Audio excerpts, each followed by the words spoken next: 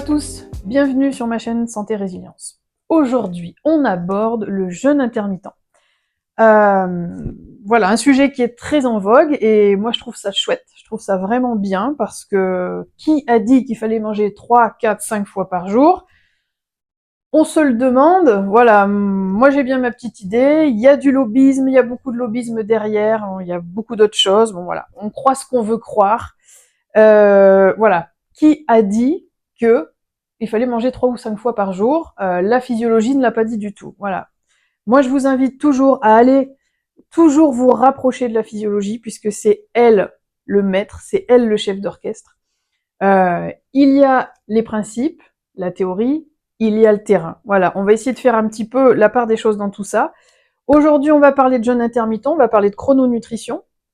On va essayer de voir un petit peu comment vous pouvez caler un jeûne intermittent si vous avez envie de le faire. Si vous avez des questions là-dessus, voilà, si vous rencontrez des difficultés. On va voir qu'il y a plusieurs facteurs, plusieurs paramètres à prendre en compte. Alors, on n'est pas obligé de parler de jeûne intermittent pour tout le monde. Vous allez voir, au fur et à mesure, on va aborder différents profils. Peut-être que vous vous retrouvez dans votre profil. Alors, n'hésitez pas à liker si cette vidéo vous apporte du contenu, de l'information importante, si ça vous aide, si ça vous soutient. Et n'hésitez pas à mettre dans les commentaires votre profil, à mettre vos questions. S'il y a des choses auxquelles j'ai pas répondu dans cette vidéo, n'hésitez pas à mettre en commentaire, à me poser des questions plus précises sur votre cas personnel et j'hésiterai pas à venir vous répondre si je le peux, bien sûr. Allez, on rentre dans le vif du sujet. Alors, je vais commencer par vous présenter une courbe. Alors, sur cette courbe, on va voir 3 facteurs principaux.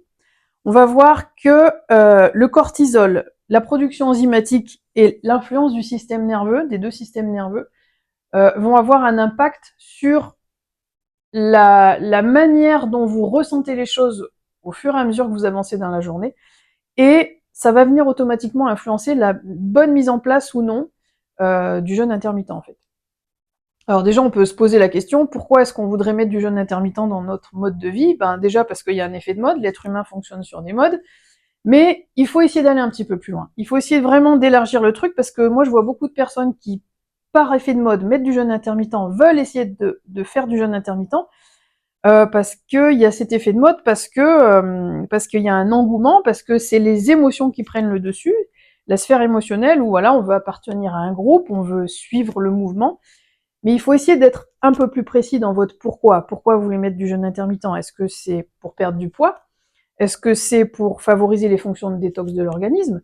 Est-ce que c'est pour vous sentir mieux? Est-ce que c'est pour voilà, pour répondre à un besoin spécifique? Voilà, ça peut être sur le plan digestif ou nerveux, etc. Il peut y avoir plein de raisons.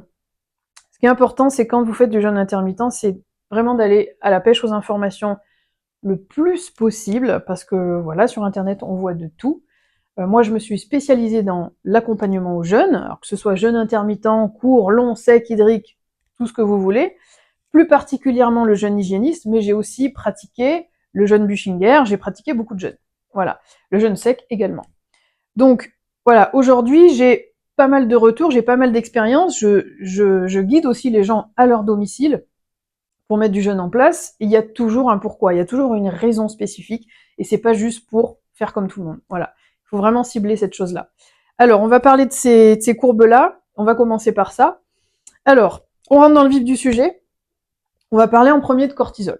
Pourquoi est-ce que le cortisol... Alors, le cortisol, il est partout, en ce moment, il s'affiche un petit peu partout. Bah oui, on vit dans une époque où on est très stressé, on vit dans un mode de vie à 100 à l'heure, on court partout, en permanence, tout le monde, tous les profils, et voilà, on subit tous du stress. On sait tous que le cortisol, c'est pas l'hormone du stress, c'est l'hormone qui vous permet de faire face et de vous adapter lorsqu'il y a une sollicitation extérieure. En fonction de la force de cette sollicitation extérieure, il va y avoir une production de cortisol. Pourquoi? Parce que votre organisme est censé répondre à ce stimulus extérieur, il est censé y répondre d'une manière qui lui permet de vous protéger, puisque le but c'est toujours ça, c'est d'économiser les réserves, c'est de se protéger. Donc le fait d'être sous l'influence de ce cortisol-là va automatiquement enclencher des processus physiologiques à l'intérieur du corps, des réponses adaptatives. Et si ce stress, bien sûr, devient chronique, comme c'est le cas dans notre société, le stress, normalement, est censé être ponctuel, le corps est censé fonctionner et s'adapter avec des productions de cortisol et d'adrénaline pour faire face à un stress ponctuel. Or, là, dans notre société, c'est pas le cas. Cette confrontation à ce stress est malheureusement chronique, sur une longue durée. Donc, le corps enclenche des productions de cortisol et d'adrénaline de manière chronique. Une personne normalement constituée a ce pic de cortisol-là, le matin, produit par les surrénales, voilà, les deux petites glandes endocrines qui chapeautent nos reins. Ce pic de cortisol lui permet de pouvoir sortir de son lit, aller vers les activités. Donc voilà, dans la matinée, on est sur une production de cortisol relativement haute. Et plus on avance dans la journée, voilà, on arrive en milieu de journée, où on a une production de cortisol relativement stable, et plus on avance dans la journée, on se rapproche du soir, et plus ce cortisol va descendre pour laisser place, alors j'ai pas fait la courbe, mais je peux, pour laisser place à la production de mélatonine. Alors la mélatonine, voilà, c'est l'hormone qui va orienter l'organisme vers le sommeil, le repos, la mise au repos, l'arrêt des activités. Donc en fait, ce cortisol-là, il a beaucoup d'actions sur l'organisme, il a une action de mobilisation des réserves pour faire face à quelque chose qui vous demanderait de réagir. La lutte, la fuite, ok. Du coup, ce pic de cortisol crée une résistance aux hormones de la digestion. Il crée une résistance de manière naturelle, de manière physiologique à la digestion. Ce cortisol crée une résistance de manière naturelle, physiologique à la digestion. C'est-à-dire que une production de cortisol régulière va automatiquement enclencher. Si c'est fait de manière chronique et malsaine sur le long terme, ça va créer beaucoup de résistance à beaucoup d'hormones. On parle des hormones du sommeil, de la digestion, de réparation, des hormones de croissance, etc. Donc ce cortisol-là, même lorsqu'il est pris en compte sur une phase ponctuelle, juste une journée, sans parler de cortisol chronique, de stress chronique, eh bien il va créer une sorte de résistance à la digestion. La production de cortisol ne permet pas de manière optimale à mettre le système digestif en activité correcte. Deuxième chose, on va voir la production enzymatique. Début de journée, la production enzymatique, donc alors production enzymatique, un petit rappel rapide. Là, je parle de production enzymatique au niveau de l'estomac, l'acide chlorhydrique par exemple, production enzymatique au niveau du foie, production de bile pour digérer les graisses qui sont stockées dans la vésicule, etc. Production d'insuline au niveau du pancréas, production de beaucoup d'autres enzymes au niveau du duodénum, par exemple, au niveau de l'intestin grêle. Donc toutes ces productions enzymatiques qui sont censées venir scinder les molécules alimentaires que vous ingérez, venir les découper pour qu'elles puissent passer la barrière intestinale et être assimilées, être utilisées, cette production enzymatique est très faible le matin. Donc, ceux qui prennent un repas lourd le matin, si vous êtes fort, bien constitué, ça va passer peut-être. Par contre, ceux qui sont faibles, ça va être totalement différent. On va avancer. Donc, cette production enzymatique, elle augmente. Plus on avance dans la journée, plus elle augmente. Donc, on se retrouve avec un summum de production enzymatique, un sommet de production enzymatique, plutôt en milieu de journée. Et plus on va avancer dans la journée, et elle va descendre progressivement. Voilà. Pour toujours pareil, quand on se rapproche de la nuit, nous ne sommes plus censés manger, nous sommes censés dormir pour se reposer et réparer. Ok ? Ensuite, on passe sur le système nerveux. Le système nerveux, alors, on va avoir l'action de deux systèmes, l'influence de deux systèmes nerveux qui travaillent ensemble, mais qui travaillent de manière opposée. Le système nerveux sympathique est plutôt attrait à tout ce qui est action. On va vers l'action, vers les fonctions, vers l'extérieur, ok ?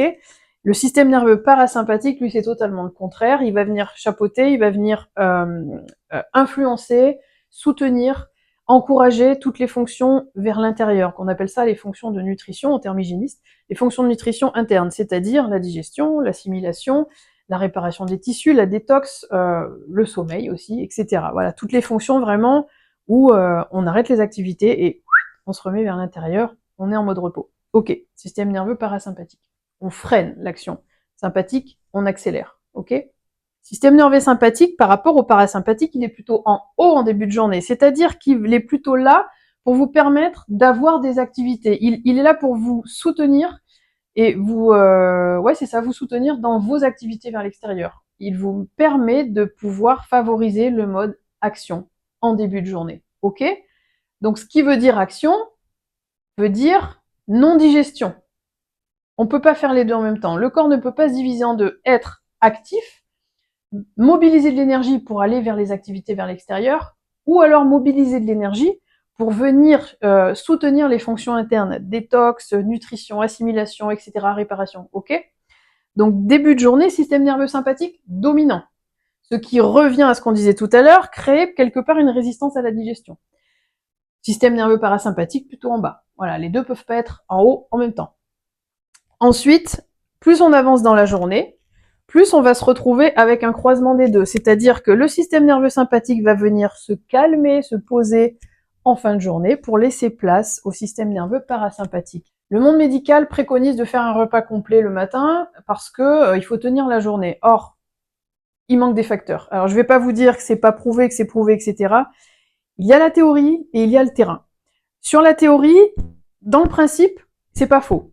C'est pas faux parce que le matin, en fait, on a une sensibilité à l'insuline qui permet de pouvoir utiliser les nutriments beaucoup plus facilement que le soir. Que le soir, vous allez voir, on va l'expliquer, on va passer plutôt en mode stockage. Donc, en fait, le discours des médecins, du monde médical, tout ça, nutritionniste, se base vraiment sur cette notion-là, qui est tout à fait vraie, mais moi, je vais vous rajouter des choses, je vais vous rajouter qu'il manque beaucoup de facteurs, et ces facteurs-là, je viens de vous les donner. Déjà, il y a cette histoire de cortisol qui crée une résistance à la digestion. Première chose. D'autant plus que nous sommes dans un environnement très stressé, très stressant. Ensuite, il y a ce manque de production enzymatique le matin qui n'est pas totalement adapté à faire un repas riche et complet. Et ensuite, on a l'influence du système nerveux sympathique qui va pas venir soutenir la digestion, mais il va plutôt venir soutenir les activités. Donc en fait, on est un petit peu à contrario du discours conventionnel, où il faut faire un repas riche, complet le matin. Or, c'est pas la réalité. Et il y a beaucoup, chez certaines personnes, ça va fonctionner, les profils forts, les profils énergiques, les profils qui dorment bien, les profils qui ont un bon équilibre hormonal, les profils qui ont une activité musculaire et sportive soutenue. Chez ces personnes-là, oui, parce qu'il va y avoir des besoins spécifiques, des besoins supplémentaires. Or, chez les personnes plutôt faibles, en état d'épuisement, vous allez voir, c'est pas du tout le cas. Donc en journée, voilà, on a un pic de cortisol plutôt stable, on a une activité digestive maximale, puisque les enzymes remontent. Le système nerveux sympathique est toujours là pour vous garder en activité, mais on a une sorte de changement qui arrive en milieu de journée. Donc en fait, l'énergie va être utilisée et voilà, les enzymes seront beaucoup plus efficaces. Ensuite, on va avancer vers le soir. Et en fait, le soir, le corps va se préparer au mode repos, au mode stockage, où on va avoir pas une résistance à l'insuline, mais une sensibilité à l'insuline qui baisse un tout petit peu. Le système nerveux, on bascule en système nerveux parasympathique, repos, etc. On va vers la détente, on va vers une digestion, en revanche, plus fluide qu'ici. Pourquoi? Parce que on a moins de cortisol, on a le système nerveux parasympathique qui nous oriente vers les fonctions internes, mais voilà, cette histoire d'enzymes, ça va vraiment être en fonction de l'activité digestive de chacun. Donc vous allez voir, il va y avoir des petites particularités en fonction des profils. Donc en conclusion, le matin, voilà, on est plutôt sur un moment où le cortisol et le système nerveux freinent la digestion. Alors comme je vous disais, la nuit, on est plutôt en mode repos, réparation, etc. Plus on avance dans la nuit, plus le corps a le temps de mettre ses fonctions de détoxification en route. Il mobilise la lymphe, les reins se nettoient, le foie commence vraiment à détoxifier, donc on arrive le matin, voilà, on a passé 10 heures, je dirais, à peu près en fonction des profils, entre 8 et 10 heures sans se nourrir, donc le corps a pris le temps de nettoyer. Donc, la question c'est, qu'est-ce qu'il vaut mieux faire le matin? Est-ce qu'il vaut mieux prolonger cette détox en mettant du jeûne intermittent le matin, ou alors est-ce qu'il vaut mieux apporter de la nourriture pour pouvoir mettre de l'énergie, partir sur la journée? Et ben ça, voilà, ça va dépendre des profils. Ça va dépendre de ça, et votre profil va dépendre de ces choses-là, en fait. Donc, il y a aussi une chose qui est importante, c'est que le matin, il y a des signes qui vous permettent de voir si vous êtes prompte à aller vers la nutrition ou plutôt si vous pouvez prolonger un petit peu cette détox. Alors, toutes les personnes qui peuvent ressentir le matin au lever des nausées, pas bien au niveau du foie, un peu nauséeux, voilà, le ventre pas au top, petit brouillard mental, un peu de vertige, des choses comme ça. Alors là, en fait, c'est pas des carences, c'est simplement que vous êtes en train de continuer la détox. Le corps est encore en surcharge parce qu'il y a une accumulation de choses qu'il n'arrive pas à gérer. Il n'arrive pas à traiter les dossiers, en fait. Il a pris du retard, il manque de temps.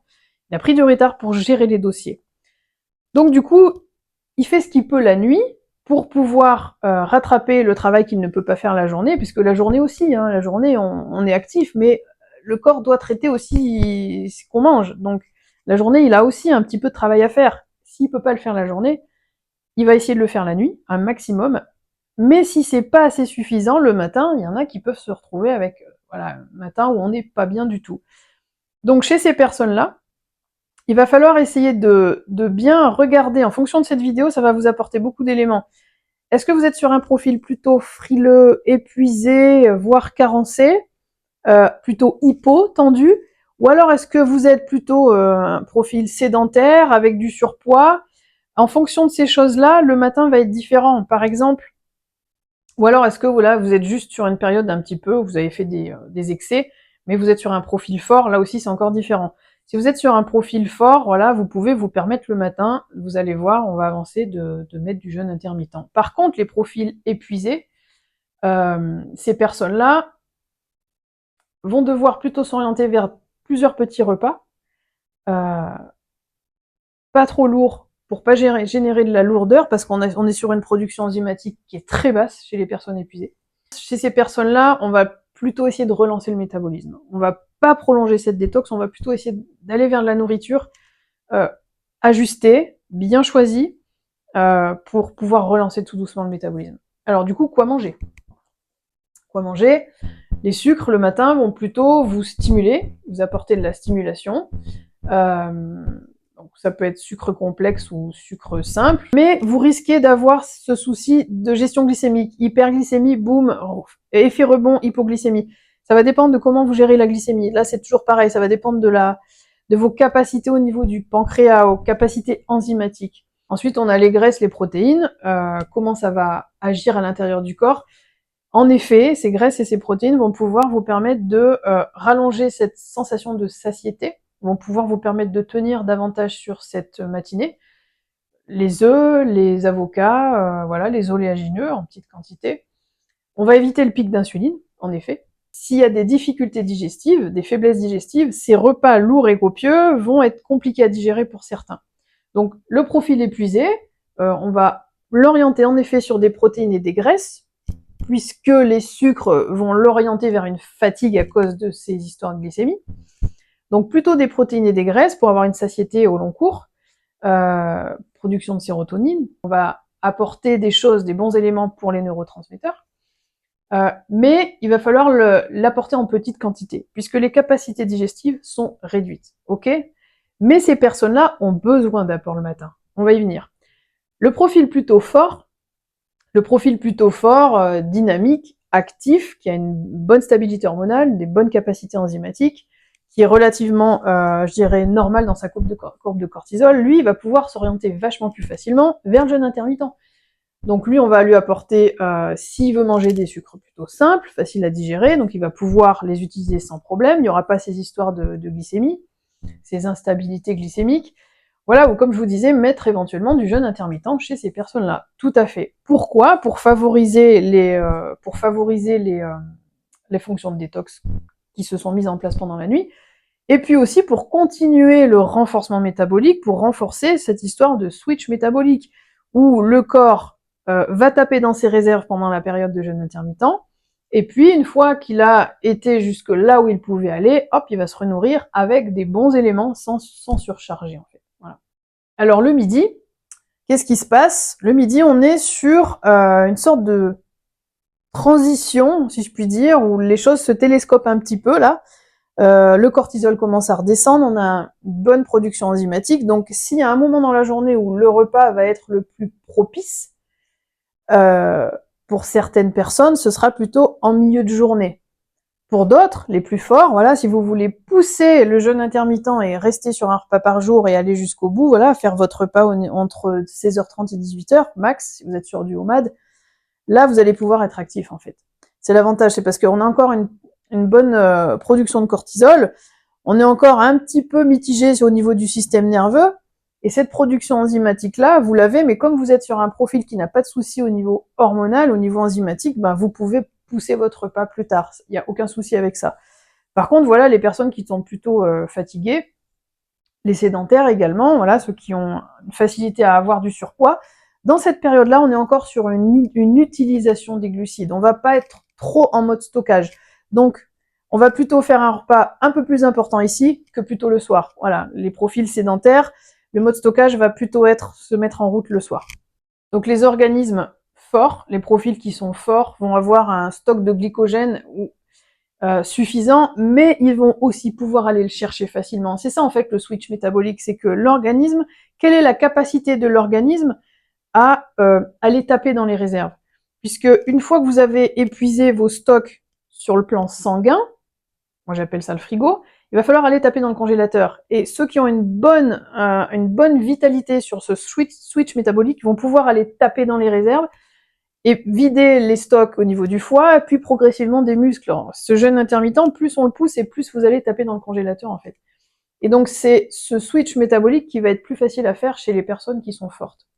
Et les personnes qui par exemple brûlent beaucoup de graisse le matin, voilà, je pense aux personnes qui sont très sportives le matin, automatiquement, oui, vous allez pouvoir vous orienter vers un repas bien complet, plutôt complet en milieu de journée. Alors, pour ceux qui sont carrément en inversion énergétique, donc là, je vais faire une petite aparté là-dessus, les personnes qui sont en inversion énergétique, ce pic de cortisol, il est complètement à l'inverse.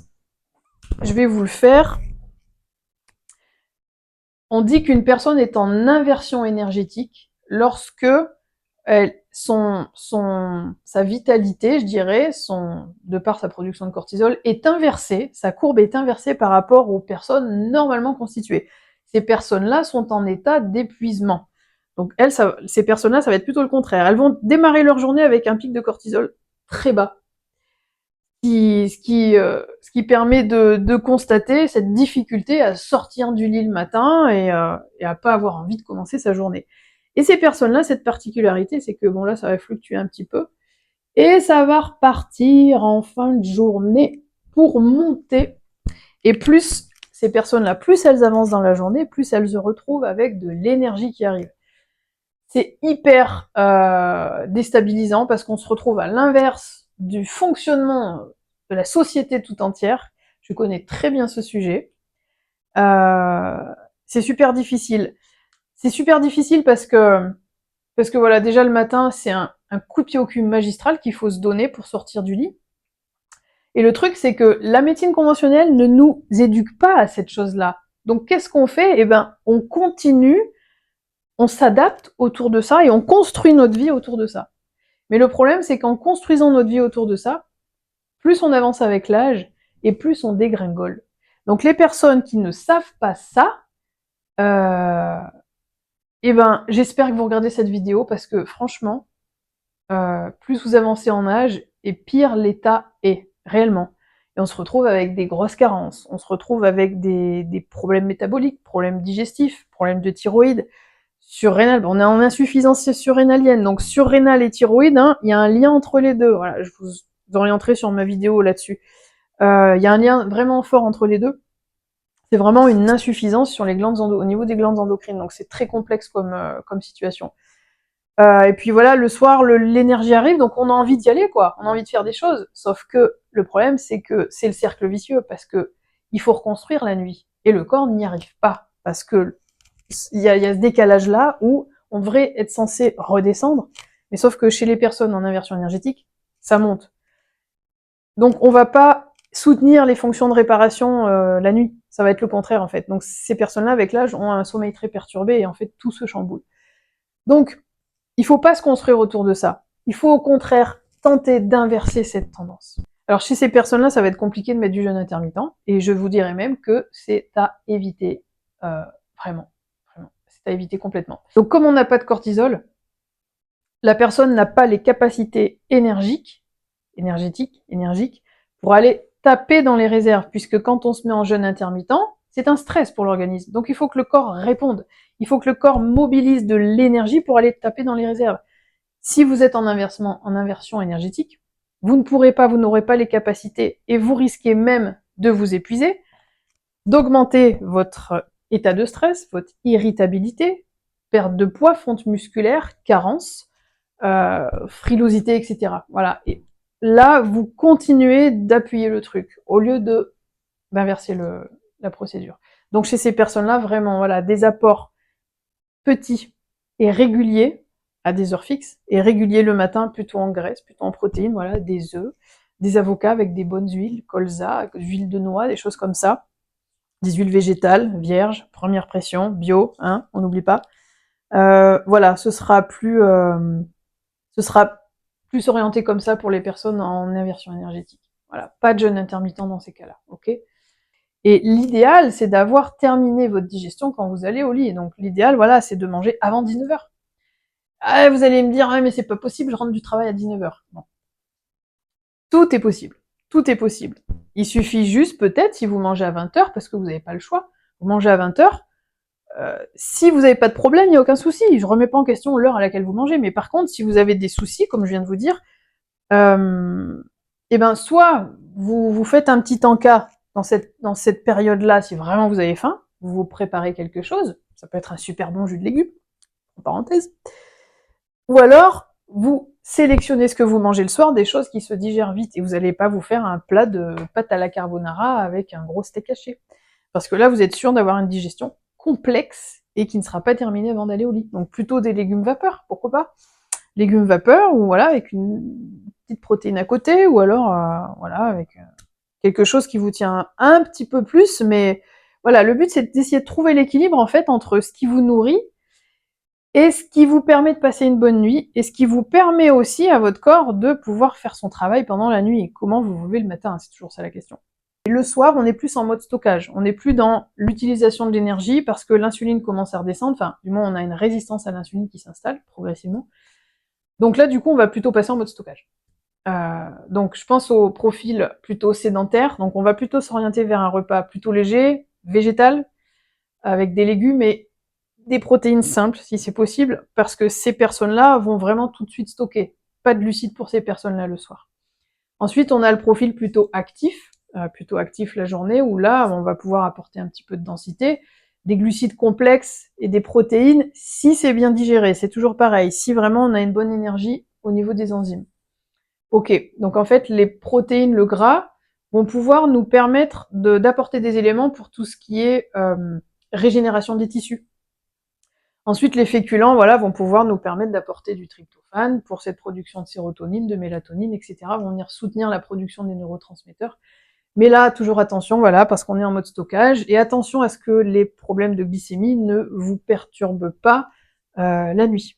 Voilà, ok. L'heure de repas du soir va être super importante, parce que plus vous allez manger tard, plus vous risquez de perturber les fonctions de réparation de l'organisme, détox, élimination, digestion. En fait, c'est très simple, hein. À partir de 19h, la digestion s'arrête. 19h. Ah, 19h, pardon. Allez, 19h, je vais le faire ici. À partir de 19h, la digestion s'arrête. Ce qui veut dire que si vous êtes sur un état épuisé, surchargé sur le plan hépatique, intestinal, au niveau des reins, etc., si le corps a pris du retard dans ce traitement de ces dossiers, vous allez perturber la nuit, vous allez perturber votre sommeil. Alors vous allez peut-être bien dormir la nuit, mais le lendemain vous allez vous lever comment? Avec de l'énergie, brouillard mental, fatigué, des raideurs. Dans quel état vous vous levez le lendemain, même si vous avez bien dormi? Voilà, ça c'est important.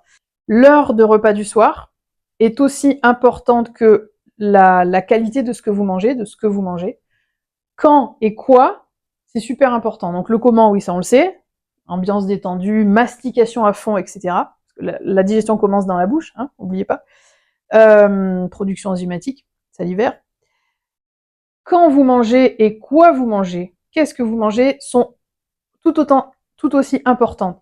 Et en fait, je vois beaucoup de personnes qui, lorsqu'on on simplifie le repas du soir. J'ai pas dit qu'on fait baisser la quantité. J'ai dit on simplifie. Plus vous aurez de complexité, plus vous aurez de difficultés digestives derrière. Si vous mélangez par exemple féculents, protéines et graisses, là vous apportez de la complexité. Donc ce qui met en lien des différences de modification de pH au niveau du système digestif qui va demander beaucoup d'énergie vitale, beaucoup de capacité. Donc en fait, le fait de simplifier le repas du soir et d'avancer un petit peu l'horaire du repas du soir, et ben les gens qui ont des problèmes de sommeil, chez beaucoup de personnes, ça règle les problèmes de sommeil. Pourquoi? Parce que ces gens-là vont au lit avec une digestion qui n'est pas terminée.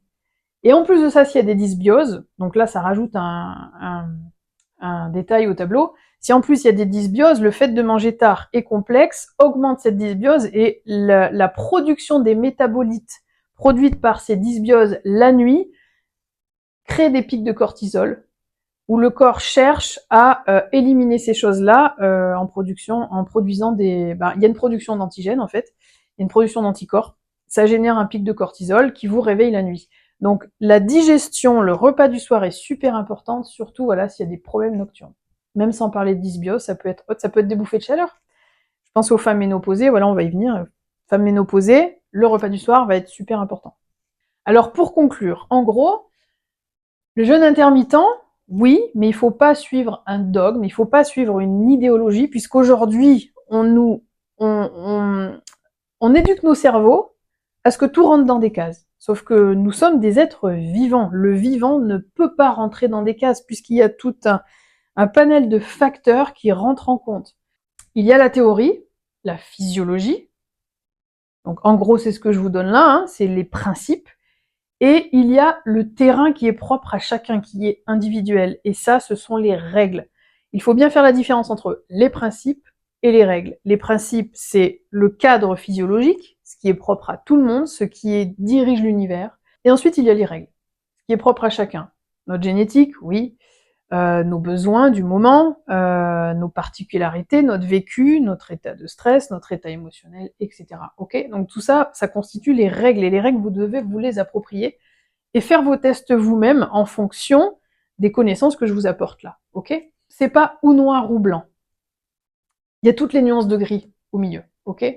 Alors ensuite, une autre notion, c'est que cette histoire de physiologie, de chrononutrition, de besoins, bouge avec l'âge. D'autant plus si on est une femme, puisque la femme a sa période de cycle, la femme a des enfants, et la femme est ménopausée en fin de carrière, je veux dire. La femme est ménopausée en fin de vie. Non. La femme vit sa ménopause au bout de son cycle menstruel normal, arrive à la ménopause, ce qui crée des besoins différents, puisque le corps tourne sur un système hormonal différent. Et il y a un émonctoire en moins. Il n'y a plus de règles, il y a un émonctoire en moins. En gros, il faut essayer de le voir un petit peu comme ça. Donc le corps va chercher des solutions pour continuer à éliminer ce qu'il éliminait avant via les règles. Il n'a plus les règles, donc il va chercher des portes pour essayer d'éliminer. Donc du coup, bouffée de chaleur, brouillard mental, etc. Les choses sont un petit peu bloquées. Donc le jeûne intermittent peut vous permettre de relancer ces choses-là, si vous n'êtes pas sur un profil épuisé. Donc juste pour vous dire que ça bouge avec l'âge. Une maman, pareil, lorsqu'elle est sous l'influence des hormones quand elle est enceinte, puis même après, s'il y a allaitement, après il faut gérer les enfants lorsqu'ils sont en bas âge, cette période-là demande énormément d'énergie, mobilise beaucoup d'énergie. Donc là, c'est pareil, si vous êtes épuisé de par l'accouchement, l'allaitement, etc., vos besoins vont changer. Si vous faisiez du jeûne avant, peut-être vous pourrez plus le faire. Donc voilà, tout ça, c'est à prendre en compte. Donc voilà, pour conclure cette vidéo, n'hésitez pas à poser vos questions dans le chat en dessous, j'essaierai d'y répondre.